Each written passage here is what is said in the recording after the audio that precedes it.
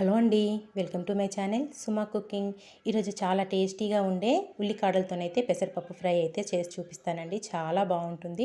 మనకి ఈ సీజన్లో ఉల్లికాడలు అయితే చాలా ఫ్రెష్గా దొరుకుతాయి కాబట్టి ఒక్కసారి అయితే ఇలా ఫ్రై చేసి చూడండి. దానికోసం ఇక్కడ ఉల్లికాడలు తీసేసుకొని కింద భాగం ఉల్లిపాయ అనేది కట్ చేసుకొని ఓన్లీ కాడలు మటుకు సపరేట్ చేసి పెట్టుకోవాలి. తర్వాత ఇక్కడ ఒక చిన్న కప్పు వరకు పెసరపప్పు తీసుకొని శుభ్రంగా కడిగేసుకొని ఒక అరగంట ముందే నానబెట్టుకోవాలండి, మనం ఈ కూర ప్రిపేర్ చేసుకునే ముందే. తర్వాత ఉల్లికాడలను కూడా శుభ్రంగా కడిగేసుకున్నాక చిన్న చిన్న ముక్కలుగా కట్ చేసుకొని పక్కన పెట్టుకోవాలి. తర్వాత వచ్చేసి స్టవ్ పైన ప్యాన్ పెట్టుకొని ఆయిల్ వేసుకోవాలి. ఆయిల్ కొంచెం వేడయ్యాక దాంట్లో కరివేపాకు, జీలకర్ర, ఆవాలు, ఎండుమిర్చి, అలాగే కొద్దిగా పసుపు వేసుకొని తాలింపు అనేది బాగా ఫ్రై చేసుకోవాలి. టేస్ట్ మటుకు ఎక్సలెంట్గా ఉంటుందండి. మనకి ఇది రైస్ కంటే చపాతీలో ఇంకాస్త టేస్టీగా ఉంటుందన్నమాట.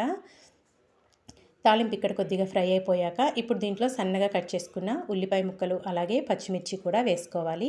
పచ్చిమిర్చి అనేది మీ స్పైసీకి తగ్గట్టు వేసుకోవాలండి. దీంట్లో మనం కారం అనేది యూజ్ చేయకోకుండానే చేసుకోవాలన్నమాట ఈ పెసరపప్పును ఉల్లికాడల ఫ్రై అనేది. అందుకే పచ్చిమిర్చి కొంచెం ఎక్కువగానే వేసుకోవాలి స్పైసీకి తగ్గట్టు.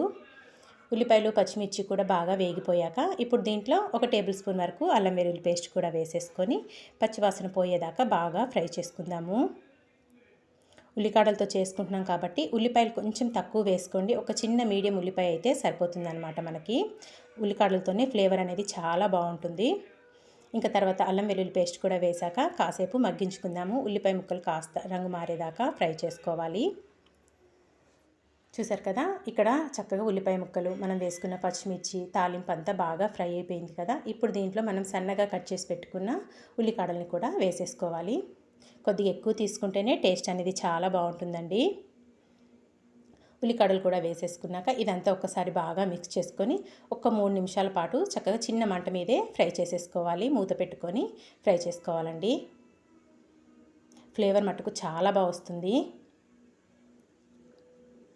మూత పెట్టుకొని ఫ్రై చేసేసుకుందాము. చూసారుగా, ఇక్కడైతే చక్కగా ఫ్రై అయిపోయినాయి అండి. అదే మగ్గిపోయినాయి అన్నమాట. మనం వేసుకున్న ఉల్లికాడలు చక్కగా లేతగా ఉన్నాయి కదా, చక్కగా తొందరగా మగ్గిపోయినాయి. ఇప్పుడు దీంట్లో మనం ముందుగా నానబెట్టుకున్నాం కదా పెసరపప్పు, ఆ పెసరపప్పులో వాటర్ మొత్తం తీసేసుకొని పెసరపప్పు అంతా వేసేసుకోవాలి. ఒక చిన్న కప్పు పెసరపప్పు అయితే సరిపోతుందండి.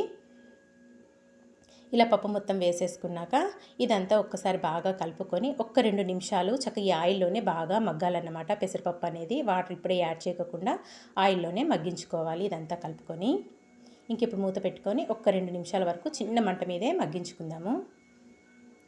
ఇక్కడ నేను ఒక 2 నిమిషాల తర్వాత అయితే మీకు చూపిస్తున్నాను. చక్కగా ఇక్కడ పెసరపప్పు ఆయిల్లో బాగా మగ్గిందండి. ఇప్పుడు ఇదంతా కలుపుకొని దీంట్లో ఇప్పుడు కొద్దిగా వాటర్ వేసుకోవాలండి. ఎక్కువ వాటర్ వేసుకుంటే మనకు పప్పు అనేది మరీ మెత్తగా ఉడికిపోయి అంత టేస్టీగా ఉండదు. మనం చేసుకునేది ఉల్లికాడలు పెసరపప్పు ఫ్రై కాబట్టి లైట్గా వాటర్ జిమ్ముకోండి పప్పు మీద. నేను చూపించినన్ని వాటర్ అయితే సరిపోతాయి.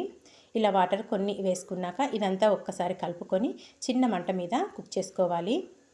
మరొక 2 నుంచి 3 నిమిషాల వరకు కుక్ చేసుకోవాలండి. తర్వాత అయితే ఇదంతా మళ్ళీ ఒకసారి కలుపుకుందాము. మనం వాటర్ వేసుకున్నాం కాబట్టి ఇంకాస్త మగ్గిపోయిందండి పప్పు అనేది.